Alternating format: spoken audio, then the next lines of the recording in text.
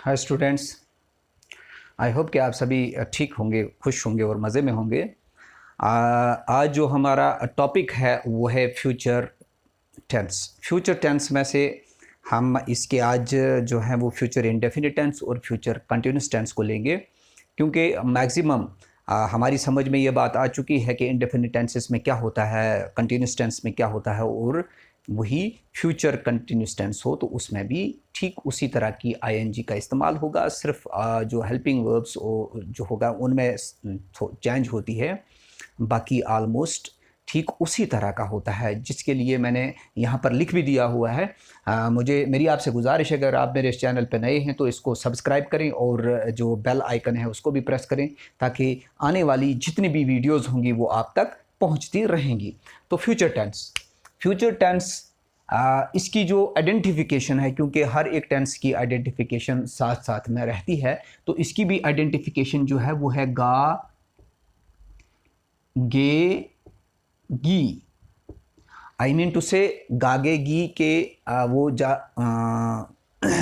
जा रहा होगा या वो जाएगा। सॉरी, इंडेफिनिट टेंस की बात है। इंडेफिनिट टेंस में वो जाएगा, आएगा, खाएगा, मकान बनाएगा या दुकान खोलेगा, मार्केट से जो सामान वो लाएगा। इस तरह की जो इसकी अलामतें होती हैं, गागेगी इसकी जो निशानियां हैं, हमने ये चीज़ याद रखनी है ज़रूरी।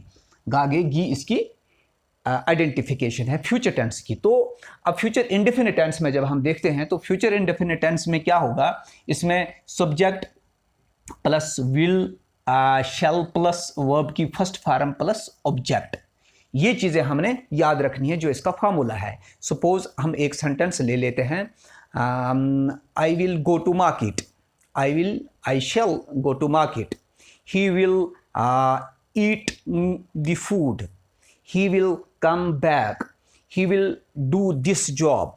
इस तरह के सेंटेंसेस जो है इंडेफिनिट टेंस में आते हैं। तो अगर हम इसको सिंपल सेंटेंस को नेगेटिव सेंटेंस में चेंज करेंगे तो उसके लिए क्या हमें करना पड़ेगा, उसके लिए हमें नॉट का इस्तेमाल करना है, जो कि हमें ये एक सिंपल सेंटेंस में ले लेता हूँ यहाँ पर। ही विल ले लेते हैं। He will go to market, he will go to market, he will go to market. इसी को हमने नेगेटिव सेंटेंस बनाना है, सिर्फ नॉट का इस्तेमाल करना है। जैसे प्रेजेंट इंडेफिनिट टेंस में हमने किया था, जैसे पास्ट इंडेफिनिट टेंस में हमने किया था, इसी तरह से हमने इसको भी नॉट इस्तेमाल करना है। He will go to market, ये आ गया he will go to market, जो इसका सिंपल सेंटेंस है। इसी को हमने करना है नेगेटिव में, he will not go to market, he will not go to market. अगर उसी को इंटरोगेटिव हमने करना है, will he go to market, क्या वो बाजार जाएगा, यहां पे आ गया वो बाजार जाएगा। He will not go to market, वो बाजार नहीं जाएगा। Will he go to market, क्या वो बाजार जाएगा, मतलब वो बाजार जाएगा का अगर हम इंटरोगेटिव बनाएंगे, सवाल बनाएंगे इसको, तो यही सवाल बनेगा, क्या वो बाजार जाएगा। एक है बाजार, वो बाजार जाएगा, उसको क्या वो बाजार जाएगा। Will he go to market, यह आ गया फ्यूचर इंडेफिनिट टेंस का जो सिंपल सेंटेंस है, नेगेटिव सेंटेंस है और इंटरोगेटिव सेंटेंस। अगर उसी को इंटरोगेटिव प्लस नेगेटिव में भी हम करें तो will he not go to market, क्या वो बाजार नहीं जाएगा। Will he not go to market, क्या वो बाजार नहीं जाएगा। या हम यहाँ पर ये लेंगे, ही will eat the food, he will not eat the food, will he eat the food, will he not eat the food. तो यह हमारा जो यहाँ पर हो गया इंडेफिनिट टेंस हमारा ऑलमोस्ट जो है वो, आई होप कि वो आपको समझ में आ गया होगा, क्योंकि पीछे हमने पास्ट इंडेफिनिट टेंस पढ़ा है, प्रेजेंट इंडेफिनिट टेंस भी पढ़ा, उसका हमारे पास जो है कंसेप्ट है, उसी के अकॉर्डिंग यहाँ पर हमने सिर्फ हेल्पिंग वर्ब यूज़ करना है, बाकी ठीक उसी तरह से यहाँ पर भी है। अब यहाँ पर जो है फ्यूचर कंटिन्यूस टेंस टेंस में इसमें भी वो रहा, रहे, रही, वही बात आ रही है। अब यहाँ पर सिर्फ ये है कि वक्त के मुताबिक यहाँ पर हमें रहा, रहे लगाना है। वो क्या रहा होगा, वो जा रहा होगा। जैसे प्रेजेंट कंटिन्यूस टेंस में मैं जा रहा हूँ, तो इसको अब इस वक्त की बात है, लेकिन अब इसको हमने कल पे कर देना है या शाम को बजे की हम बात करेंगे। तो उस वक्त हमने ये कहना है कि वो शाम को 7 बजे जा रहा होगा। He will be going to market at 7 PM। He will be going to market at 7 PM।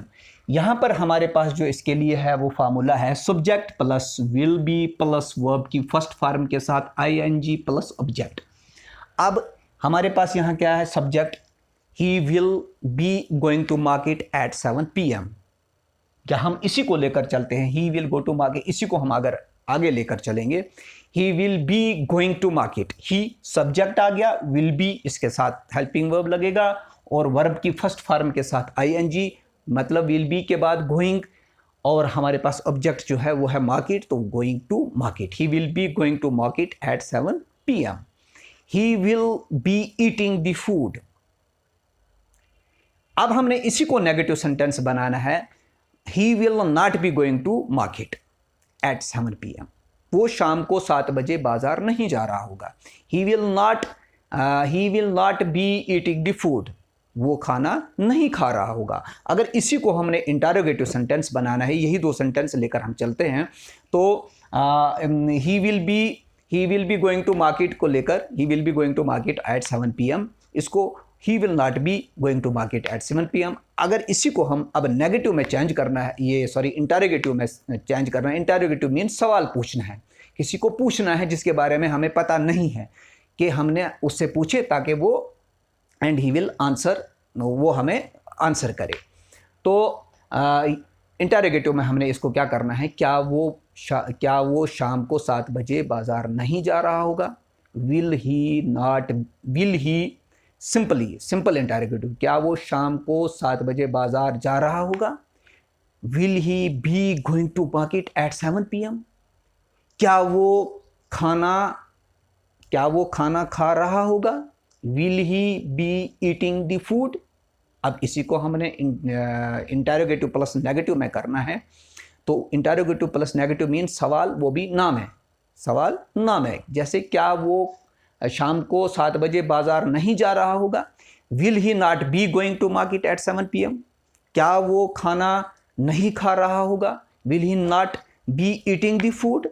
तो ये इस तरह से अब हमारे जहन में पहले से कंसेप्ट था पास्ट कंटिन्यूस का और प्रेजेंट कंटिन्यूस का। यहाँ पे हमने अब वहाँ पर ये होता था कंटिन्यूस टेंस में कि इज़ MR जो है वो प्रेजेंट कंटिन्यूस में इस्तेमाल होता है हेल्पिंग वर्ब, और यहाँ पर जो है will be shall be as accordingly यहाँ पर इस्तेमाल होता है। आई होप कि आपको ये मेरा लेक्चर जो है वो समझ में आ गया होगा।